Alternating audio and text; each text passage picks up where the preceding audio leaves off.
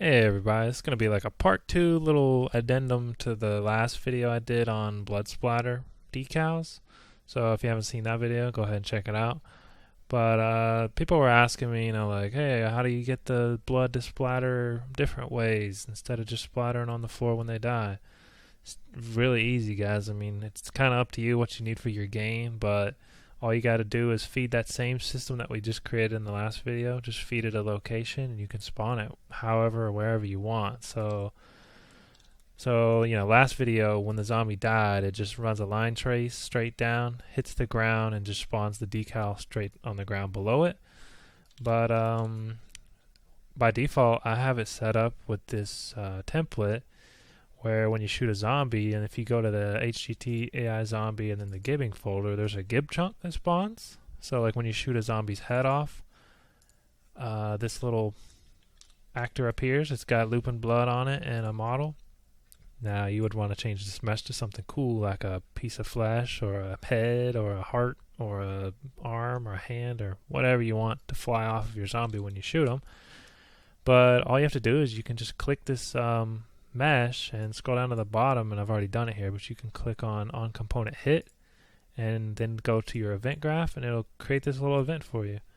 And what I would do is just like on first hit, I would just do a do once, then drag off of this and break the hit result, and then just copy that check that we did in the last video. So the game mode, you do a check, can I spawn the blood decal? If true, spawn the blood splatter BP, and then update the blood decal count, and then just plug in the hit location wherever it hits, which is right here. You plug that into where it spawns, and then when you go into the game and you shoot a zombie, let's say we shoot him in the head right here,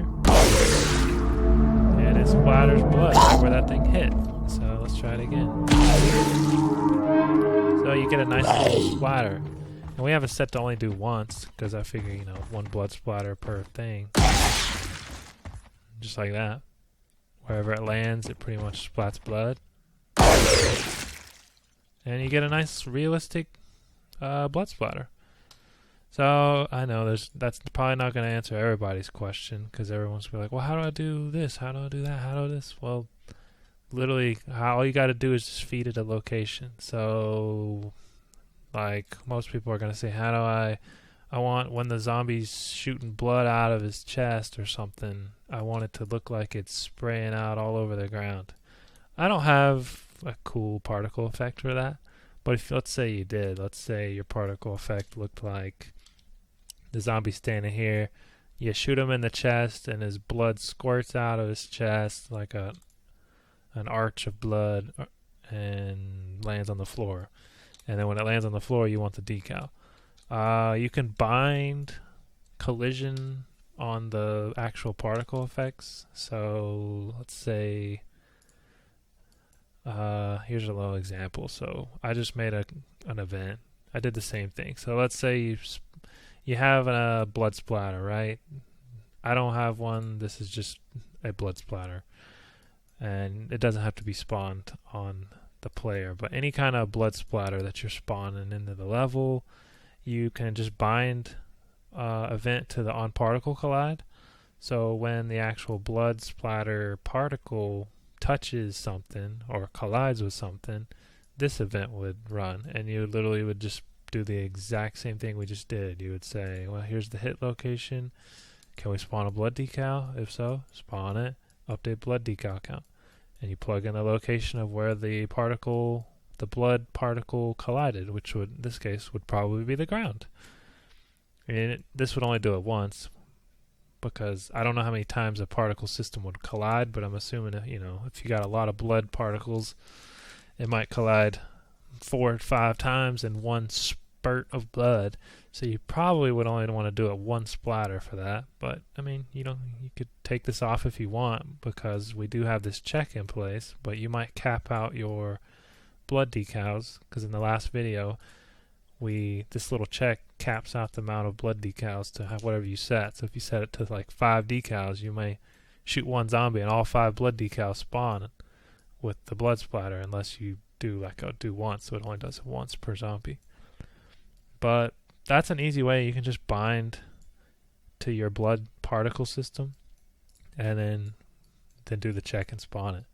Now it's up to you where you want to do this. I mean, you know, where you would make the blood splatter particle play, and how, when, and where you want the blood splatter to play. That's up to you.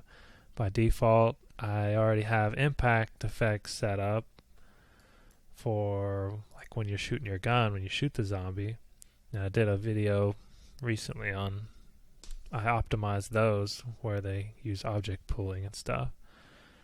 So you probably shouldn't, I don't know if you would bind to the impact effect of that, but I guess you could come into, let's see, the base zombie. When he gets hit, this is where you awards points. You could always do something like check for giving, and then if you have a successful gib, right, similar to like when you spawn the, yeah, that's what you could do. Like you spawn this little gib chunk here. You know, it spawns that, and then I think it's also set to spawn this emitter here, which is just looping blood. You could probably drag off of it and you could bind the collision to that, and then when that looping blood touches the ground, then it would be leaking blood everywhere. So you would plug that into, say, this. So, I mean, we can give it a shot. I don't think my particle effect is set up to actually do. I mean, I don't think it's going to reach the ground is what I'm saying. The blood splatter I have is not good enough to reach the ground, but I could try. Let's do a sequence. So we're going to keep that like that, and then we're going to come over here and do this new, do once, and let's see, we don't want a spawn emitter. We'll just do it this way, bind it to all the way over here, back to that. It's a jumbled up mess, but hey, I'm just making this on the spot as we go. We're making it up as we go along, right? Alright, so now the looping blood should only do that once. If there we go. So if I shoot the zombie's leg off, let's see. Oh yeah, it's kind of splattered on the ground, so that works. What if I shoot like his head off?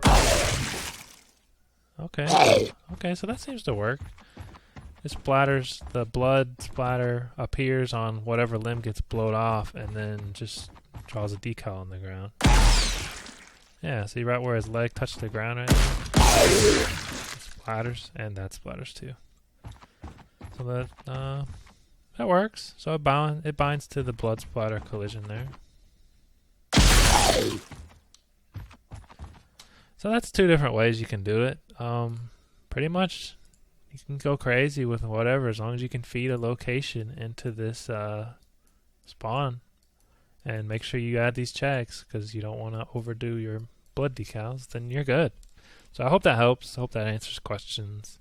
Should give you a bunch of different ideas and ways that you could come up with cool things and blood splatters. So, alright, thanks for watching. I hope that helps. See you guys.